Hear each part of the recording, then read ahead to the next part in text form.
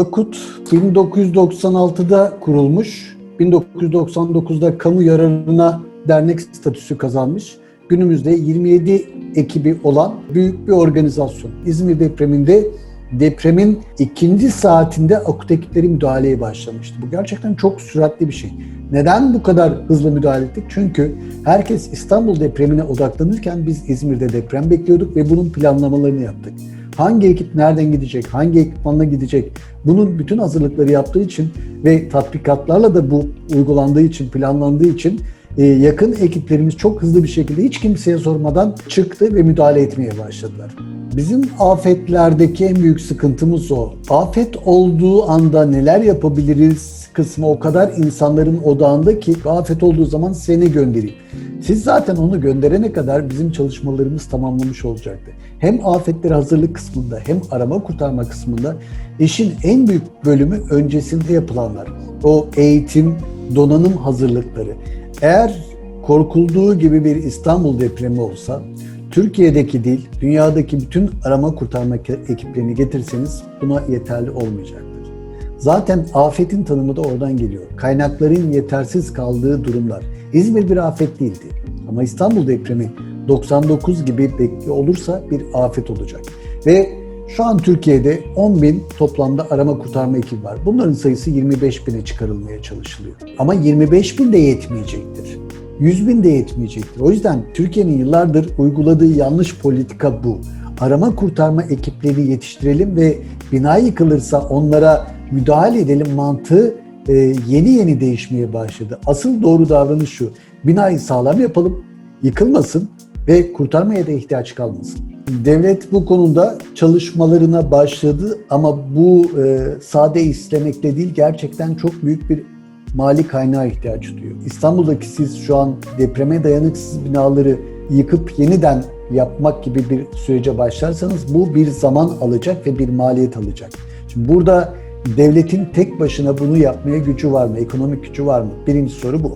İkincisi, bunu tek başına değil aslında yerel idarelerle ortak yapıp bir siyaset üstü politikayla bunu götürmeleri gerekiyor. Ama Türkiye'de üzücü kısım bu konuda afet ve acil durumlarda bile siyasi düşüncelerin farklı olması bu alandaki ortak çalışmayı engellemekte.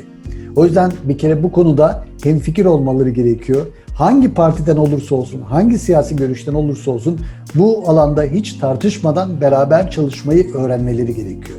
Bu kısım çok önemli.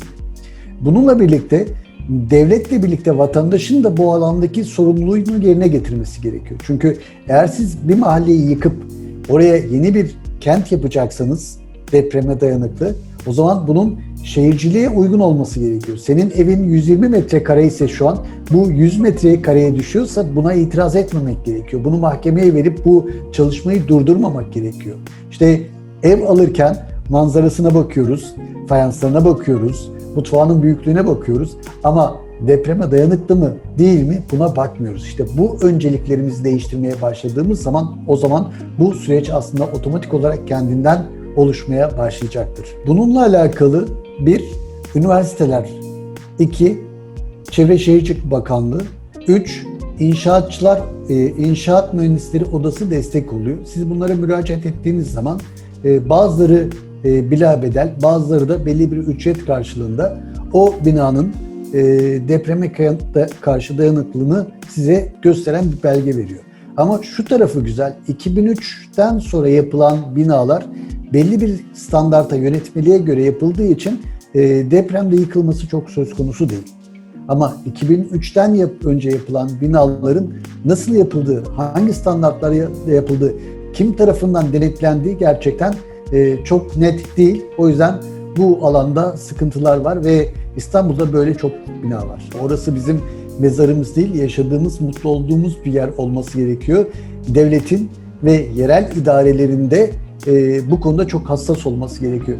Her devletle birlikte yerel idareleri de koyuyorum, özellikle koyuyorum çünkü onların da buna yetkisi var. İkisinin de bu alanda kanunlarla yetkileri var ve bunları kullanmaları gerekiyor. Bunları kullanırken de işte seçim korkusundan, oy korkusundan uzak durup gerçekten vatandaşın lehine bunu yapması gerekiyor. Çünkü Vatandaşımız bu konuda şu an biraz bilinçli ama geçmiş dönemlerde bu konuda hiç bilinçli değil. Nasıl ben bir ev yaparım onu düşünüyor, yapıyor. Sonra sel suların altında kalıyor. Nerede bu devlet diyor. Neden hatalı? Sen bir ev yapmışsın, evin ikinci katı köprünün ayağına geliyor. Derenin içine yapmışsın, o evin zaten bir sel geldiği zaman suyun içinde kalacağı aşikar. Sen bu hatayı yapıyorsun, cahilsin diyelim ama devlet cahil olamaz. Devlet buna izin vermemeli ve o evi yaptırmamalı ki o insanların daha ileride yaşamı riske gitmesin. Biz yıllardır insanlarımızı biraz yanlış yönlendirdik. Dedik ki çömel kapan tutun, yaşam üçgeni, eğer bunları yaparsanız depreme hazır olursunuz. Değil. Çünkü bina yıkıldığı zaman binanın sadece tavanı çökmüyor, tabanı da çöküyor. Sizin yanında durduğunuz masa bir çöp kutusu gibi aşağıya doğru gidiyor. Yani hiçbir şeyin aslında yanında kalmıyorsunuz bina yıkılırsa. Bina yıkılırsa hayatta kalma şansınız mucizeye dönüşüyor. O yüzden afete, depreme karşı hazırlanabilmek için yapmanız gereken gerçekten deprem öncesinde binanızın sağlamlığıyla alakalı çalışmalar. Yani bir hazırlığın %97'lik kısmı belki bundan oluşuyor. %2'lik kısmı da deprem sırasında yıkılacak, devrilecek binalarınızın sabitlenmesi. İşte gardırobun, buzdolabın sabitlenmesi gibi. Geri kalan çok küçük ama bu küçük şeylerin de oluşması çok önemli. Çünkü bunları yaptığınız zaman afet kültürü dediğimiz o kavramı oluşturmaya başlıyorsunuz ve bulaşıcı bu. Etrafınızı sarmaya başlıyor. Nasıl ki eskiden otobüslerde sigara içilirdi ve bu normal gelirdi. Çünkü o anki kültür oydu. Ama şu an birisi otobüste yolculuk yaparken sigara içsin bakayım. Herkes sanki uzaydan gelmiş gibi alır. Bu bir kültürel değişim. Bizim bunu afete de dönüştürmemiz lazım. Öğrenciyken biz bahçeye çıkardık. Öğretmenlerimiz çay içmeye giderdi. Şimdi düşünün. Öğrenci bahçeye gidiyor. Öğretmeni zaten onunla gelmiyorsa çocuğun bu tatbikata, buna inanması, bu kültürü alması mümkün değil. Ki bu şu an çok daha disiplinli yapılıyor, onu söyleyeyim. Burada çocuğun niye çıktığının sorgulanması gerekiyor. Çocuğun niye çıktığını anlaması gerekiyor. İzmit depreminden sonra rahmetli Mete Işıkara bir okulu ziyarete gidiyor. Öğrenciler teneffüste. Teneffüsteyken alarmı çalıyor. Bütün öğrenciler bahçeden koşarak sınıflarına gidiyor ve sıraların altına giriyor. O zaman biz yaptığımız hatayı fark ettik. Bazı şeyleri ezberletmek yerine gerçekten onun mantık olarak ne olduğunu, niçin olduğunu anlatmak gerekiyor. Bir afet, acil durum olduğu zaman televizyondan bunu seyreden birisi de düşünüyor. Çok iyi niyetli, diyor ki ben de bir şeyler yapmak istiyorum. AKUT'a üye olayım. Bir sonraki acil durumda, afette gideyim, yardım edeyim. Ama öyle olmuyor. O eğitim sürecini tamamlaması gerekiyor. Herkes üye olma hakkına sahip. Üye olduktan sonra bizdeki süreç başlıyor. Üye olduktan sonra bir kere bir oryantasyon eğitimleri alması gerekiyor. Bu oryantasyon eğitimlerini aldıktan sonra üyeliği aktif olarak başlıyor. Belli temel eğitimleri alması gerekiyor. Bunlar navigasyon eğitimi, kampçılık eğitimi, doğa arama eğitimi. Ve bu eğitimleri tamamladıktan sonra bir karar vermesi gerekiyor. Ben sahada operasyonel olarak çalışacağım mı yoksa yönetimsel işlerde mi görev alacağım? Yönetimsel işlerde görev alıyorsa o zaman bu alandaki yönetici eğitimlerini alması gerekiyor. İşte insan kaynakları, lojistik ya da acil durum yönetimi gibi. Ama sahaya çıkıp kırmızı tişörtü giyip arama kurtarma yapacaksa o zaman onun zorlu bir eğitim süreci bekliyor. Bu temel eğitimlerden sonra doğa eğitimleri, kentsel eğitimler ve teknik eğitimler diye üçe ayrılıyor. Ki AKUT her ne kadar kentsel alanda operasyonel gücüyle tanınmış olsa da bizim en çok operasyon yaptığımız alan doğadaki afet ve acil durumlar. İşte kaybolmalar, seller, kayalıklardan düşmeler, dağcılar vesaire vesaire. Bunun için eğitim alması için doğa arama teknik eğitimini alması gerekiyor. Dağcılık eğitimi alması gerekiyor. Akarsu kurtarma eğitimi alması gerekiyor. Dağ teknikleri kurtarma eğitimi alması gerekiyor. Bunlar kendi aralarında da branşlara ayrılıyor. Eğer kentsel alanda arama kurtarma yapmak istiyorsa, yani bir deprem oldu, ben de depremde yıkılan binada kurtarmaya gitmek istiyorum diyorsa, o zaman kentsel arama kurtarmada temel ve ileri eğitimleri alması gerekiyor. Uzmanlaşmak için arama eğitimlerimiz var, tahkimat eğitimlerimiz var, kapalı kısıtlı alan ve kuyu kurtarma eğitimleri var.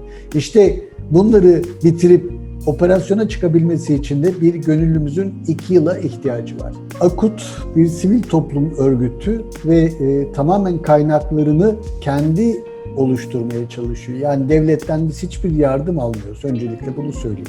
Ama çok üzüldüğümüz bir şey var. Bağışlar bize sadece deprem olduğu zaman geliyor.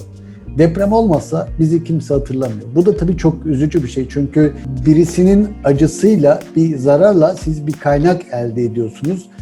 Bu Türkiye'de bir çelişki, bir tezat. Ama bundan biraz rahatsız olduğumuz için, ama kaynağa da çok ihtiyacımız var. Çünkü siz operasyon yapabilmek için kırıcı almanız lazım, delici almanız lazım, arama cihazı almanız gerekir ve bunlar gerçekten çok yüksek rakamlar.